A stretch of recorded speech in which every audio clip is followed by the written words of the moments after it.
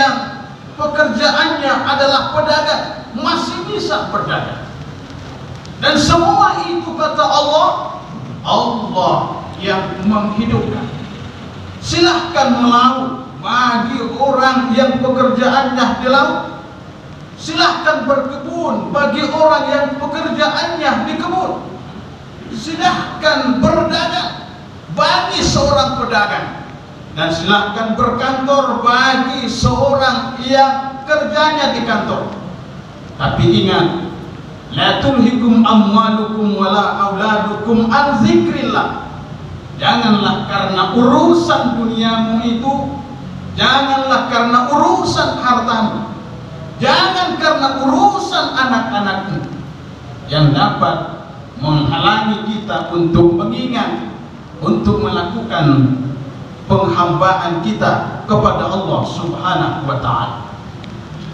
Summa yumitukum, kemudian satu ketika nanti kita akan dimatikan oleh Allah. Sehebat apapun manusia di muka bumi ini ada masanya, Pak. Ada waktu untuk kita berdiam di muka bumi ini. Kita tidak akan kekal di banteng ini.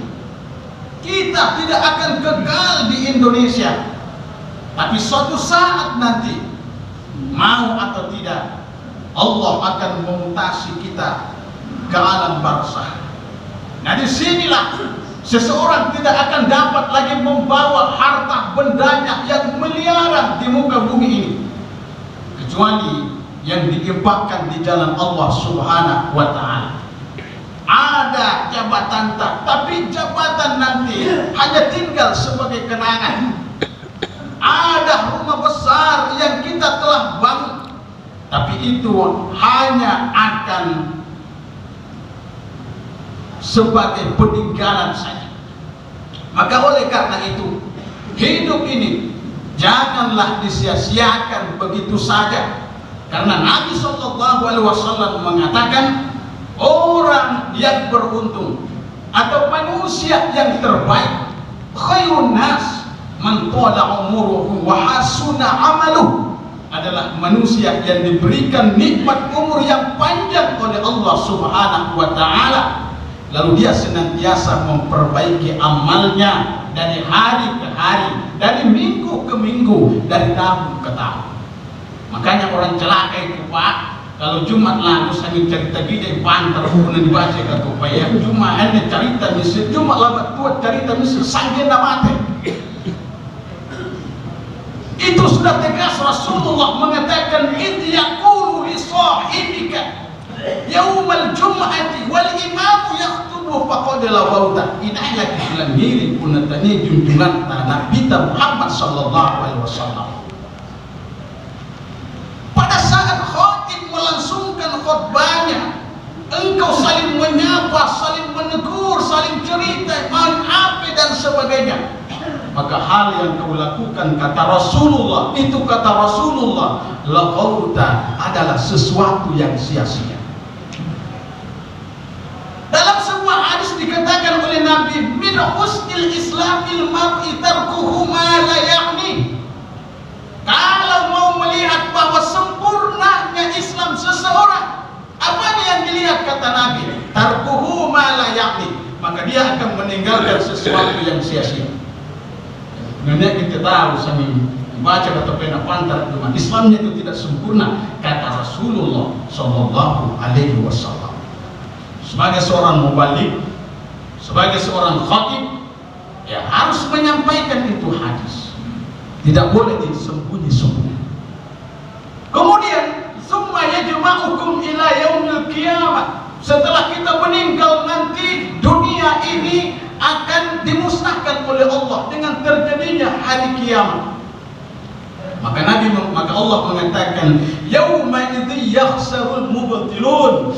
Disitulah baru muncul penyesalannya orang-orang yang berbuat batil. Orang-orang yang hidupnya di dunia, kerjaannya, minumannya adalah khamar, yang dikonsumsi adalah sabu-sabu, narkoba. Kesenangannya untuk mengambil haknya orang, kesenangannya untuk menzalimi orang, Dan pada hari itu kata Allah Subhanahu wa taala, hari penyesalannya orang-orang yang berbuat batil. Tidak ada perbuatan kita di muka bumi ini yang tidak dicatat oleh Allah, baik yang tidak diketahui oleh orang atau yang diketahui oleh orang, semua ada dalam catatan malaikat yang ditugaskan untuk mencatatnya.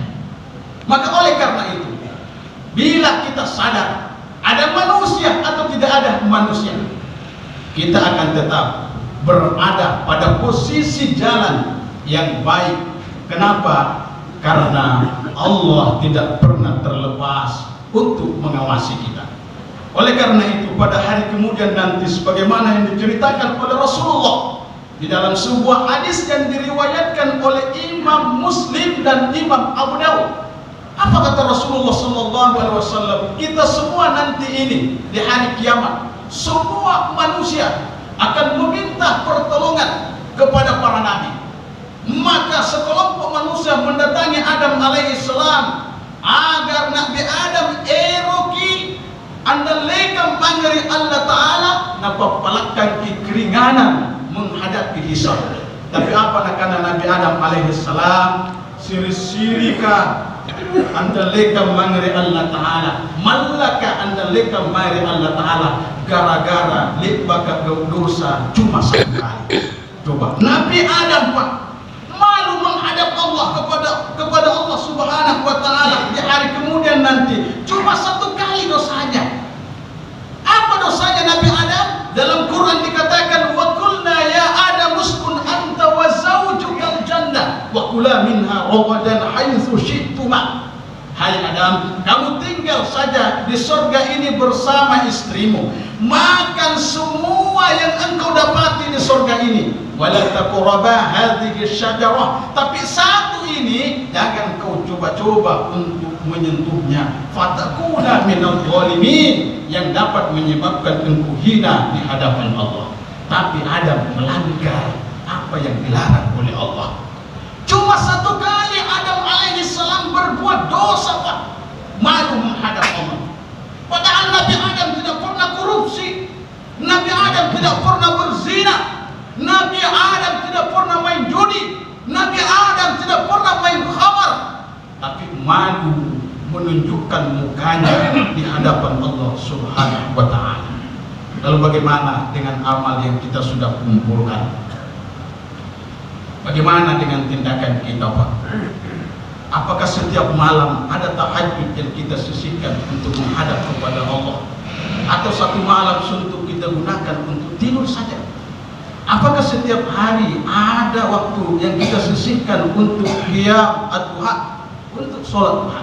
Apakah setiap waktu sholat 5 waktu ini, setiap hari sholat 5 waktu ini sudah dikerjakan dengan tepat waktu?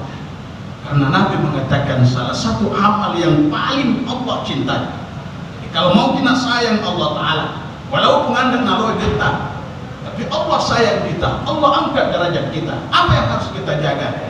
Kerjakan sholat 5 waktu dengan tepat waktu dan sebaik-baiknya. Hadirin yang dimuliakan oleh Allah Subhanahu wa taala. Kemudian Adam alaihissalam mengatakan, kau mencoba untuk mendatangi nabi yang lain. Maka kalau hadis ini disingkat karena sekelompok manusia juga mendatangi Nabi Nuh, tapi Nuh mengatakan saya juga malu untuk menghadap Allah. Padahal titelnya Nabi Nuh adalah seorang rasul. Kenapa Nabi Nuh malu menghadap kepada Allah? Dia pernah diberikan tugas oleh Allah untuk menyuruh umat manusia ke jalan Allah, tapi dia doakan, Rabbi la tadhar 'alal ardi minal kafirin dayyara. Ya Allah, saya sudah capek menyuruh mereka di muka bumi ini, tapi dakwahku semakin jauhlah mereka dariku. Nah, karena Nabi Nuh pun naparal karena ta'ala pacap gunung asik nih neto kafir kan. Maka ditenggelamkan pada saat itu semua orang kafir, dan yang hanya selamat itu kurang lebih 80 orang yang beriman kepada Allah Subhanahu wa taala. Karena itu apa tugas tertumpuk dan dino Pak, anda nak kita lah sama bawah.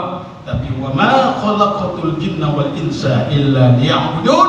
Allah tidak akan menciptakan bangsa jin dan bangsa manusia kecuali untuk menghambakan diri kepada Allah Subhanahu wa taala. Kerjakan apa yang diperintahkan Allah, tinggalkan apa yang dilarang oleh Allah. Insyaallah kita akan berada sebagai orang-orang yang mendapatkan keberuntungan dunia dan akhirat. Inilah khutbah yang sempat saya sampaikan, semoga dapat bermanfaat. Barakallahu li wa lakum fil Qur'anil azim wa nafa'na wa iyyakum bil ayati wa dzikril hakim wa taqabbal minna wa minkum innahu huwal ghafurur rahim.